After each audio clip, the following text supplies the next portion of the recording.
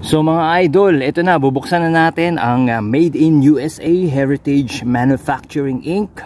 1873 single action revolver, 6 inches. Alright.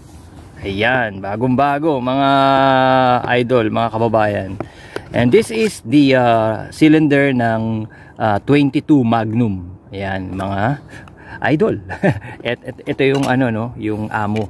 22 WMR Winchester Magnum Rimfire. Ito ang gagamitin natin sa pagtitesting nitong ano na to, itong revolver na to. Okay? Ito siya. Nakikita nyo, bagong-bago, Heritage 100% American made.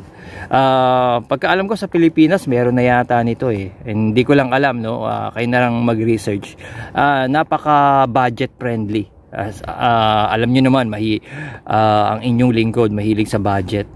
It is a fun gun ano, for hunting and recreational activities. Magagamit ninyo. Single action siya. Ito yung Cowboy gun na tinatawag 1873 SAA, Single Action Army. Not ideal for self-defense, pero kung wala ka nang mapili, pwede rin, no? It's a real gun, no? 22 caliber. Okay? Ito yung 22 LR na cylinder. At ito, pwede mo siyang pagpalit kung gusto mong gumamit nitong balang Magnum na ganito. Okay? Tetestingin natin siya, pupunta tayo sa range. At ang kainaman nito mga idol, ito, meron siyang safety. Dun sa old model na original, wala siyang ganito. Since this is a replica and bagong gawa, nilagyan nila ng safety. So alam niyo naman yun, no? Red means dead. So pag nakaganyan, off yung safety niya. Pag ganun, on safety. Okay? Tapos kapag iaano nyo to, yung ready to fire na kayo, ikakasan yung ganun, and then pull the trigger. Okay, so punta na tayo mga idol sa shooting range. Testing na natin at gagamitin natin ito. Okay? Thanks for watching. Tutok lang hanggang sa wakas. At kung para magkaroon kayo ng idea kung nais nyo bumili ng ganitong firearms, at magkaroon kayo ng collection. Basically this is a for small hunting and recreational, and for self-defense pwede rin, kaya nga lang hindi ideal, di ba? Kasi pero deadly to talaga. Okay? Alright, simulan na natin ang ating shooting. So syempre aalisin muna natin tong 22 LR na cylinder. Ang pag-alis niya ay napakadali lang. Nasa manual, nandito yung manual, no? Pag bumili kayo ng ganitong bago, let's say here, and nandito na rin yung manual niya. Ayan yung manual niya. Yan, kompleto na yan. Tapos ano pa ba, ayan, meron yan, no? Extra cylinder coupon, $29.95 lang dollars, in of course convert nyo na lang, no? Okay, ipapalit muna natin to dito para magamit natin itong 22 Magnum. Kasi ito 22 LR eh. So napakadali lang yan. Ang ano niyan is may technique. Ayan, ganun nyo.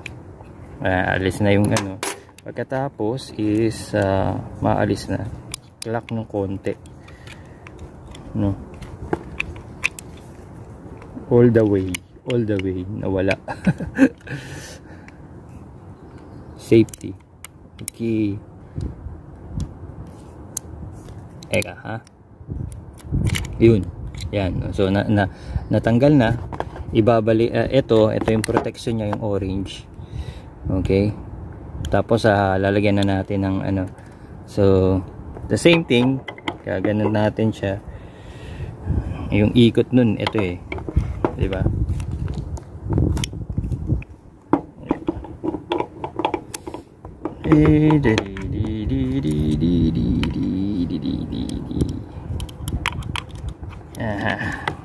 Ganun pala. Ayan dito. tamang ano. So ito yung magnum, right? So ilalagay nyo ng ganon dito.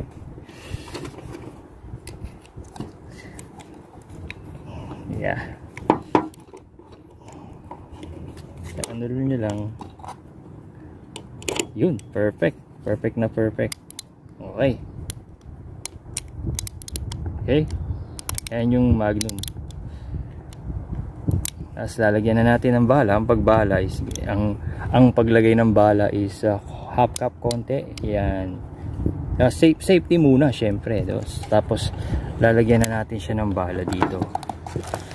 Lalagyan na siya ng bala dito. So 6 lang. 1 2 3 4 5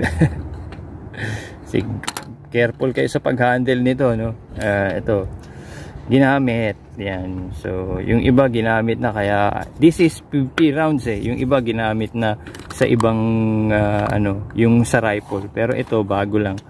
So ang pag ano niyan, ilalagay nyo ganyan, naka half cup, no? Safety naman so ilalagay nyo ganon. 1 okay, 2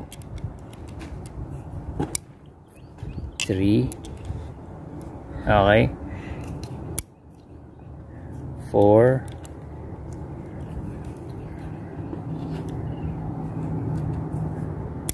5 and 6. So ready to fire. Naka-safe naman siya, 'di ba? So ano mo muna siya. Hindi naman siya mag-aano Once na ready to shoot na tayo, pupunta tayo dun sa shooting range. Okay. Yep. All right. Okay, punta na tayo mga idol.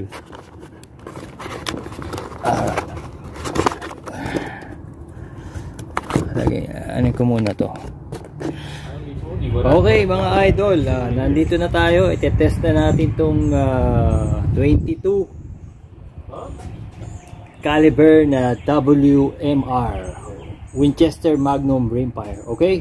At nakikita nyo yan. Ayun. Yan. So tingnan natin. Testing natin. Okay? Liconage safety. Ayan. And then kasa. And then ready to fire. Palpak. Hindi tumama.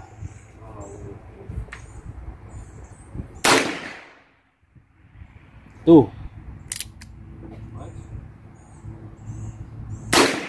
Three. Words now? About what?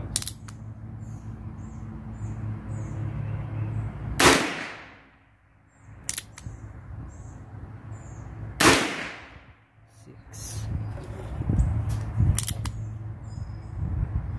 Okay. So wala na siyang bala. Ano na?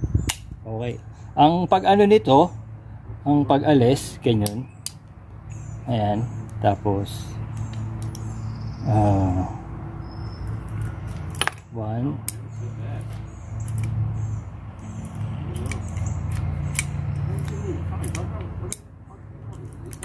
2 oop 3 4 5 I'm saying to me, I just don't want to hear it. 6